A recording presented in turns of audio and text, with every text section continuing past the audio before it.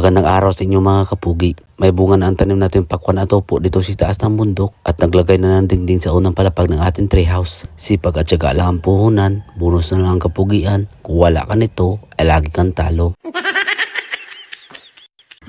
Paubos na dito ang pandilig namin dito sa taas ng bundok mga kapugi. Dahil sa hindi nagaano ditong umuulan, kaya kada akyatan namin dito sa taas ng bundok ay lagi na kami magdadala ng tubig.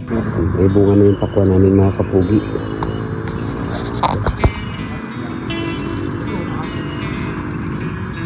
Sunod-sunod yung bunga oh.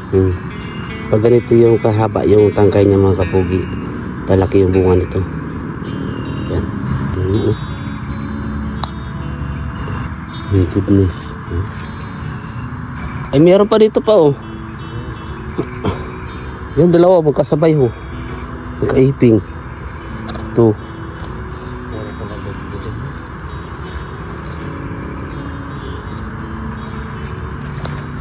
Lalaki na yung mga kapugi. Yung iba dikit-dikit yung bunga. Dikit yung bunga.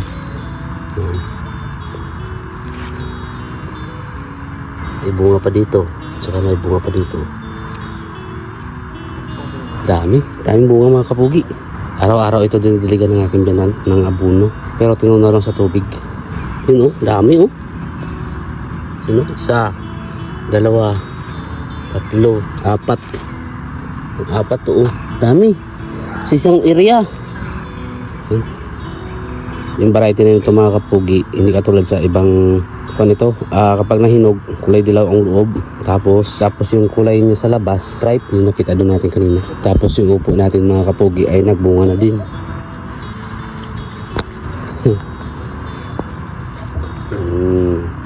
Yan, ang daming bunga.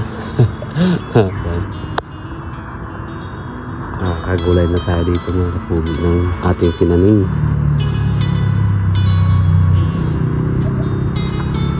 Gaani nga pala tayo ulit ng pipino at pangatlong ani na ito mga kapugi.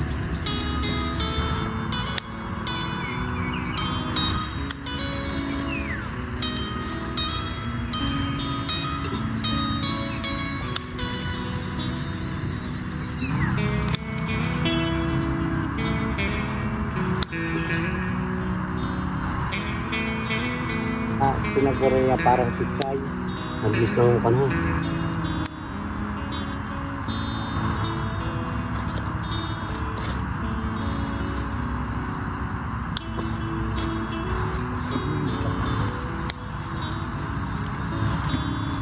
Ito yung pangatlong ani natin sa ating tanim na pipino. Medyo madami pa pero sa pangapat siguro mga kapug ay kukunti na lang yung bunga. Madali kasi ito yung pipino tsaka madali yung bubunga at madali din matapos yung kanyang mga kapugi. Parang pichay din yan mga kapugi.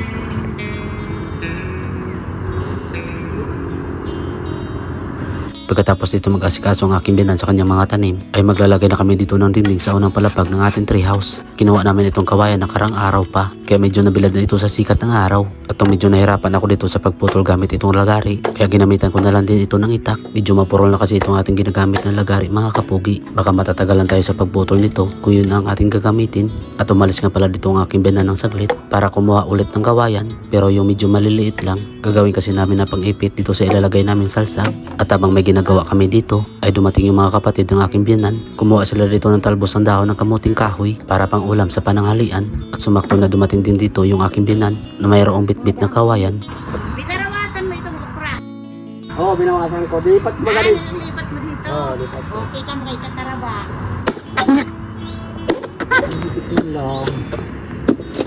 Intero ng bala intero.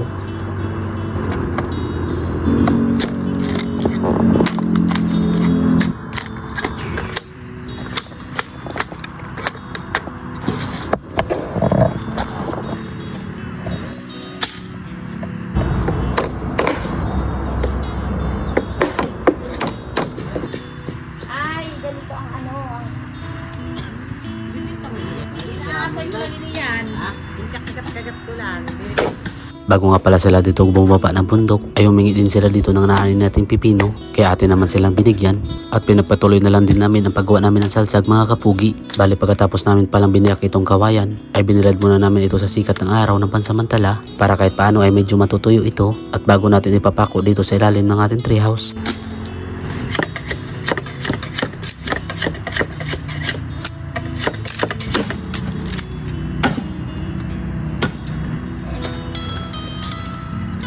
ka.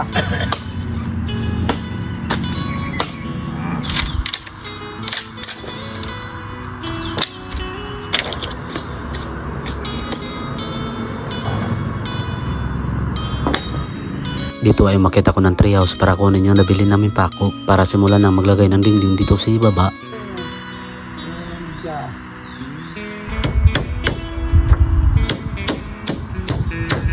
Kung patay dito sa ibabaw.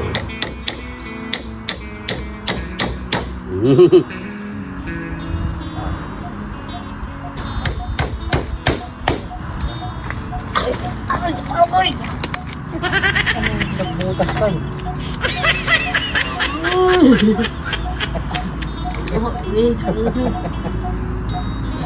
Di kasi ako nagsuot ng buta dito mga kapugi dahil tuyo na dito ang lupa. Kaso nakakatapak tayo ng mga natirang punong pinutol namin nakaraan nung naglilinis kami dito sa palibot ng puno. Medyo matulis kasi kaya kapag naapakan ay napakasarap sa pakiramdam.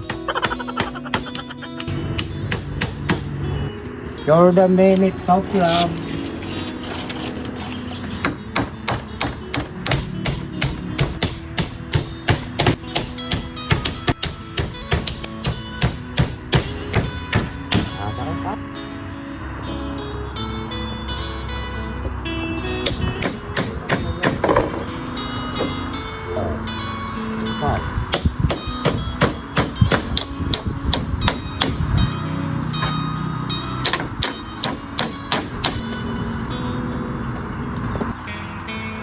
Subo nito. Abot ba?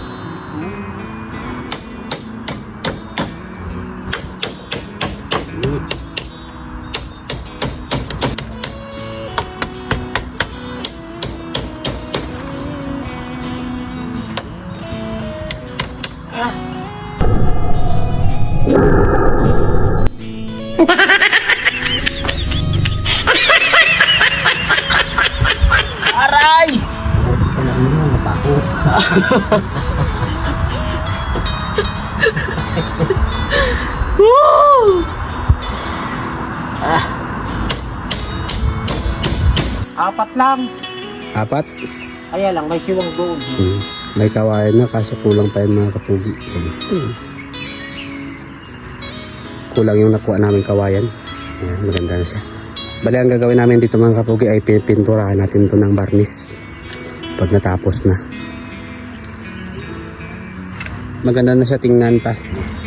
Balak pa sana namin kumuha dito ng kawayan mga kapugi. Kaso nabutan kami dito ng pananghalian. At nagutom na dito ang aking biyanan. Nagsabi na lang siya na tapusin na lang namin ito kinabukasan. Good morning mga kapugi. Dali paket tayo ngayon ng bundok. Bago kami umakyat, lalagyan muna natin ito ng tubig. Kaso dahil sa di na ganong umuulan dito, tuyo na yung tubig dito sa sapa. Yan. Mataas kasi ang area dito mga kapugi. Kapag malakas ang ulan or palaging maulan dito, nagkakaroon lang ito ng tubig. Kaya bababa tayo ng konti. Hanapin natin dito yung mayroong tubig. Yung biyanan ko nandun na sa taas. Nagkakota ng tubig dun. Maaga yun lagi na umakyat. Medyo madilim pa lang nandun na. Ito yung sapa sa amin mga kapugi. Ito may tubig dito.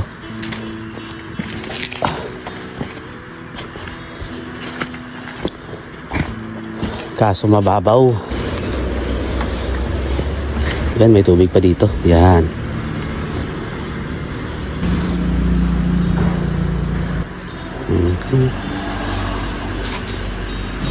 Malapit lang ito sa gilid ng daanan sa ibaba ng bundok mga kapugi. Habang papatagal ay papalayo ng papalayo ang aming pinagkukuhanan ng tubig dahil unti-unti na dito natutuyo ang sapa.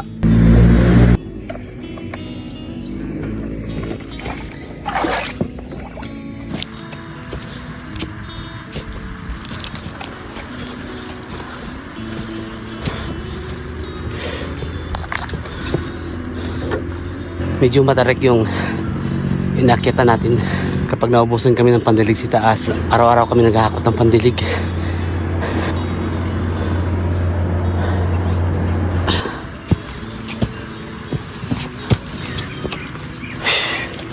Dito na tayo sa treehouse.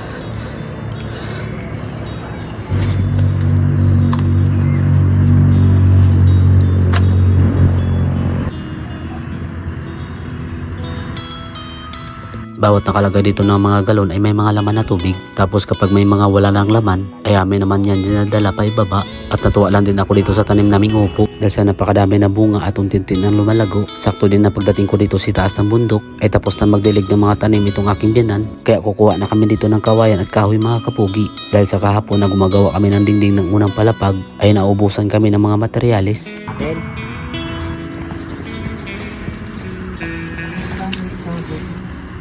Kung nagpanabaybay kong pinya, Mataba yung pinya dito. naalala mo nung dito nahulog. Saan na? Ha? Ba't pumoto ko tayo doon? Wala naman kami ganong masyadong gagawin sa aming taniman mga kapugi. Kaya may oras na tayo mag-iayos ng ating treehouse. Isang punong kawayan lang dito yung aming kinuha dahil malapit lang naman ito sa ating treehouse. Kaya dinala ko na muna ito doon dahil pupunta pa kami sa malayong area mga kapugi.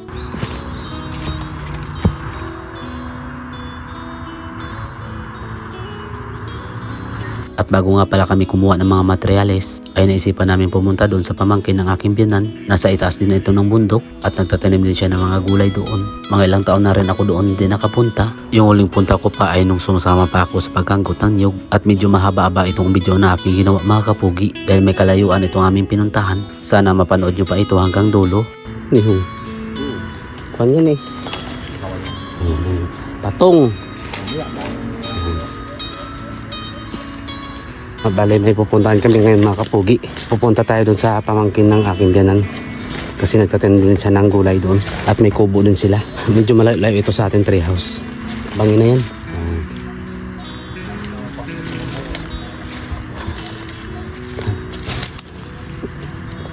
Kayo nung muhunto pa? Yung? Kabila? And there sa kabila? Yung daan dito. Itong maganda sana man. Kuha nun? Patag yan, patag din. Marinig ko no? Itong sigaw. Patag din. Treehouse. Pwede gawing treehouse. Maliit ito pa. Hinog na hinog na. Oo. Pili tayo dyan. Kuha na tayo. Tugas.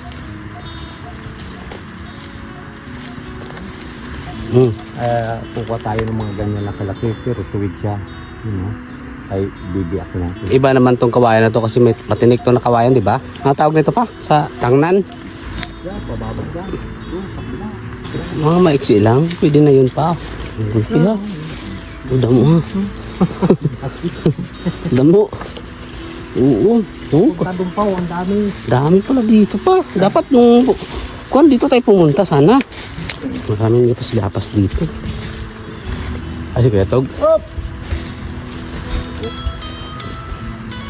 Op! Kaya sa mga pagkatayo, silaw sa ng kwanda. Ganda na. Lapad lang. Ka na. Lapad lang ang kwan dito sa taas ng bundok. Ganda. May tanim siya ditong pipino. Pamangkin to ng aking biyanan na taga-asikaso dito. Kunti lang ang tubo dito ng mga tanim niyang sitaw dahil may mga ibon dito na sumisira dito sa kanyang mga tanim. Bali nagsisimula pa lang siya dito mag-asikaso ng mga tanim mga kapugi. At sobrang lawak dito yung pagtatamnan niya ng mga gulay at sa ibaba din siya ng bundok na kumukuha ng tubig. Kung dinali mo yung Kuya Tog sang pakwan Kuya Tog, iwas ka di. Mas maiwas pa dito sa aluyo. Palipas oras lang ang trabaho. At ito ay mayroon sa mga patibong para sa mga ibon na sumisira dito sa kanyang mga tanim. At kahapon ay may nahuli siyang isa. Nung pagkakit niya dito sa taas ng bundok, nabutan niya itong hindi na gumagalaw dahil sa matagal itong nabilad ng araw. Pagkatapos namin magbisita sa kanyang pamangkin mga kapugi, ay kumuha na kami dito ng mga materyales para dadalhin doon sa ating treehouse. Nung bago ko, Ay.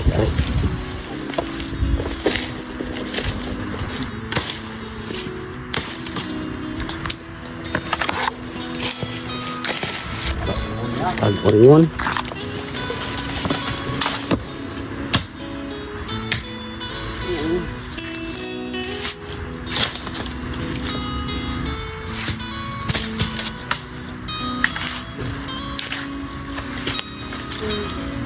Sugod.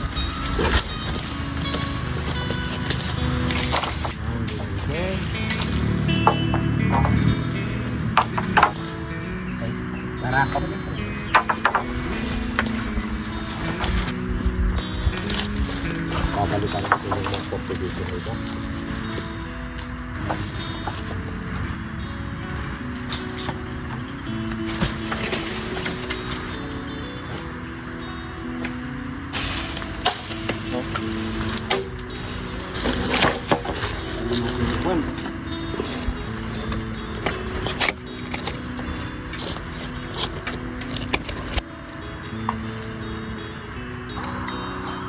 pa mag-video pa naglalakad.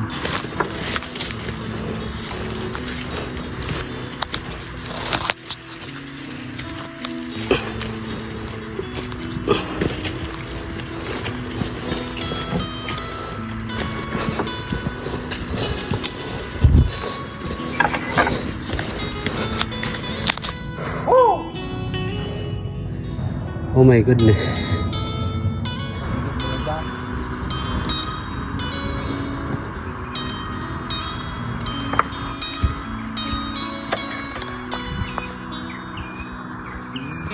Pag kagad salo mo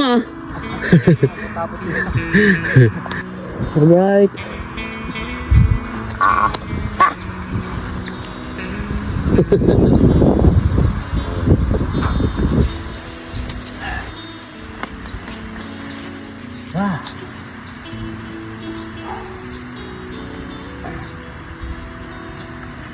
Pagdating namin dito sa treehouse mga kapugi ay nagpahinga lang muna kami dito ng saglit, tapos ay kumain lang muna dito ang aking binan ng pansit at nagbase na din ako dito dahil sa nabasa na ng pawis itong aking damit. Maya't maya ay pinagpatuloy na namin ang paglagay ng dingding dito sa unang palapag.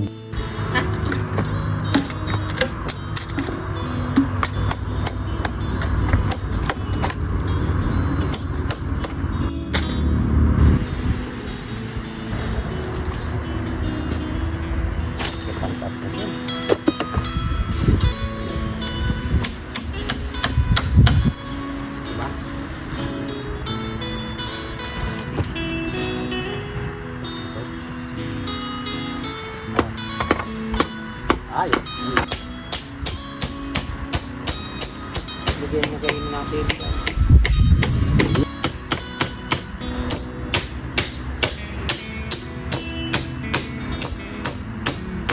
Wag.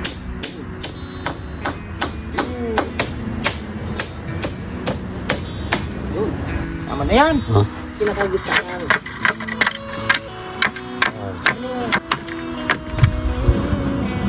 Ipasok mo. Buo.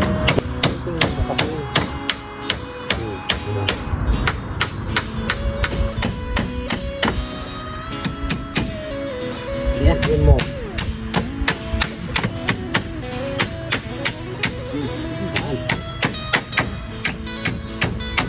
Alright. Sa kabila. Natapos na namin, nilagyan ng kawayan yan. Kawayan para maganda naman tingnan mga kapugi. Yan. Tapos ganoon din sa likod. Yan. Pantay, okay lang yan mga kapugi. Basta tapos dito, pintuan na lang. Sa ngayon ay bababa na kami ng bundok mga kapugi. Dahil pananghalian na naman. At saka mainit na dito.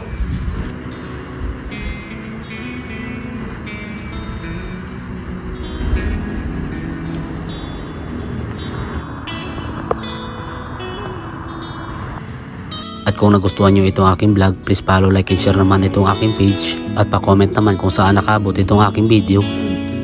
Sa mga nakabot sa dulo ng aking video, maraming salamat at God bless inyong lahat.